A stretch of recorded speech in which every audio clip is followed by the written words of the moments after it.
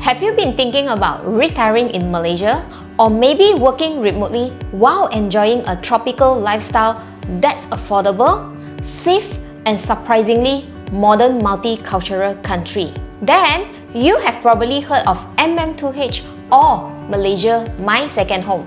But in 2025, the program has changed a lot. The internet is full of outdated or confusing information, and many of you have asked me, is MM2H still worth it?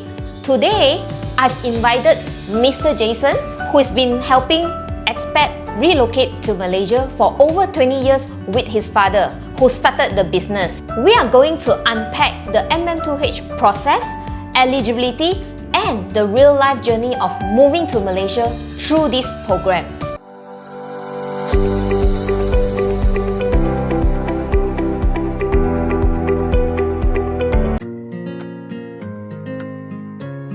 First thing first, let's talk about this major update. Can you explain what this new rule means for foreigner planning to buy property in Malaysia, Jason? Of course.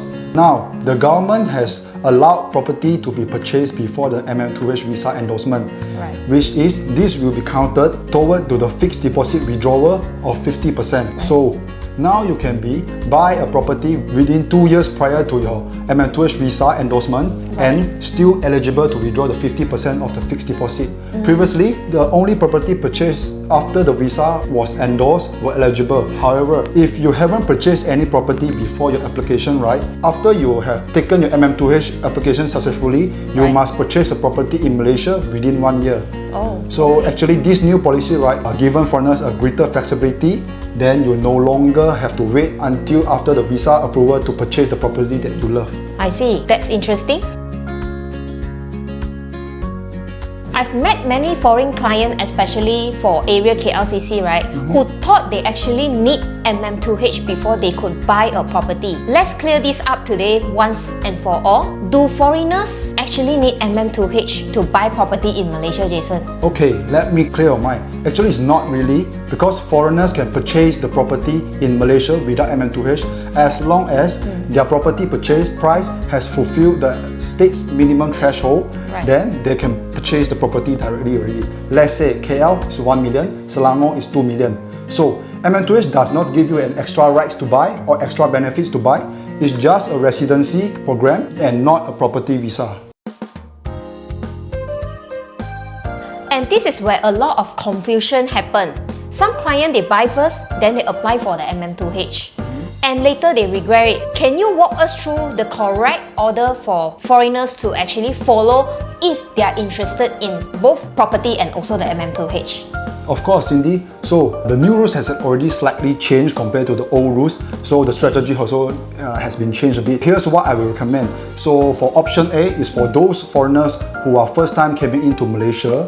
I will suggest them to enter Malaysia first by using their tourist visa. So it's usually 1 to 3 months depend on their country.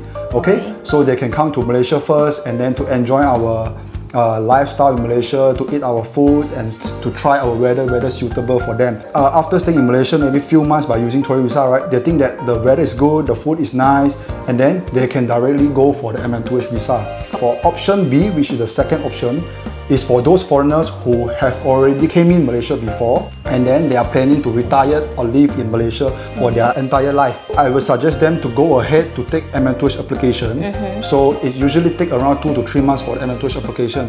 So once they successfully apply the MM2H application, they must purchase a property in Malaysia within 1 year. If they are not going to proceed for the MM2H first, they can also come to Malaysia to buy property first, and then within 2 years they go to apply for the MM2H. The property still can entitle for the withdrawal of fixed deposit.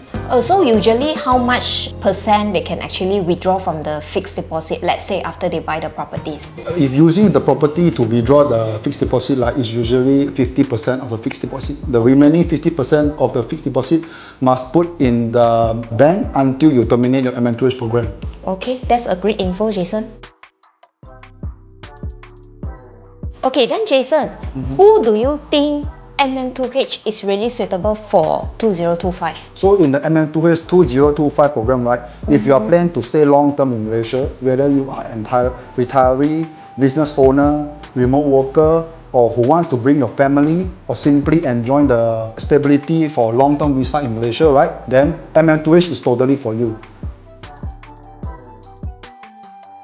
Let's say someone is interested to apply MM2H. What are the latest 2025 financial and residency requirement for them? So actually the new MM2H program has already differentiated into 4 tiers, which is silver, gold, platinum and a special financial zone. Let's take silver tier as the example. So foreigners must be put a minimum of 150,000 USD in Malaysia as a fixed deposit, and then they must purchase a minimum property prices is 600,000 Malaysia ringgit. But this also depends on which state they are purchasing. Let's say they are purchasing property in KL, right? KL rules is 1 million for foreigners to purchase property, and then silver tier is 600,000. So we need to follow whichever higher. Okay. And then also another that is just now Cindy mentioned is the residency requirement, right? Yes. So for the male applicant which is 50 years old or below, they must stay in Malaysia for a 90 days requirement. Okay. So this can be accumulated for the whole family.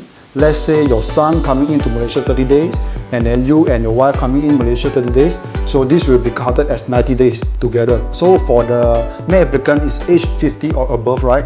They will no need to entitle this residency requirement. That means if you as a male applicant, you are maybe 51, 52, right? So your whole family don't have this 90 days residency requirement to stay in Malaysia. This one is interesting. Yeah. Jason, also what are the most common mistakes you have seen with foreign MM2H applicants since you have been doing this for quite some time?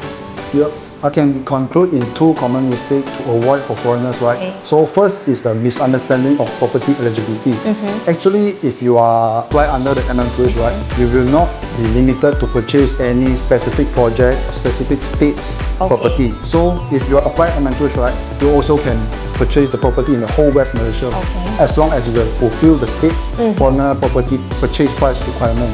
Secondly, is the incomplete or incorrect documentation preparing during your application. For many of the MM2H agent, right, they doesn't have more experience in the MM2H industry. Once they help the client to apply for the MM2H, right, they won't go through for the documentation. They will just, what you provide for them, they will just take it and submit to the government. When you submit the documentation for us, we will help you to check first whether you are entitled for the MM2H program, and then we will give you some recommendation to help you to get your MM2H approval more easier. Yep. Okay, I have one question to Jason lah. So what if let's say today I'm a foreigner, but I wish to actually engage your consultation before we proceed everything, like before I make any payment or to decide, will you be giving this professional advice to the foreigners? Of course, actually before they are going to apply for MM2H application, right, usually they will come to find us and get some consultation. Actually, a short briefing session, like 30 minutes to 1 hour is enough for you to understand the whole picture of MM2H program. Okay. And then you also can decide whether you want to go for MM2H program or you just want to invest in Malaysia. Okay, that's very helpful because Jason are providing some personalized advice. Okay, lastly, if a foreigner is watching this video today but still not sure what's your best advice before they buy or apply this MM2H? Okay, in my opinion, right, I will suggest them to come over to Malaysia first to feel the culture and see if you are comfortable to come to stay long term in Malaysia. So if you love it, definitely MM2H is the choice for you. But if you are going for investment, right, I will recommend you can directly purchase the property that you like in Malaysia. Unless you are going to stay long term in Malaysia and plan to use the property to withdraw for the FD and then to entitle for the MM2H requirement, right, feel free to reach out to us and then get more information regarding that. That's good, Jason.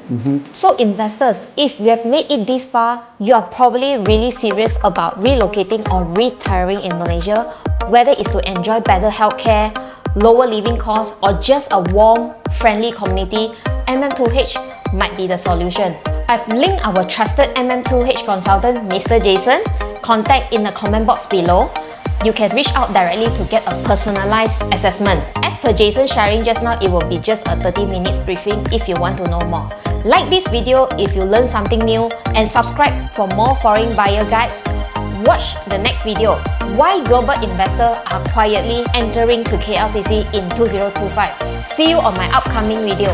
Bye!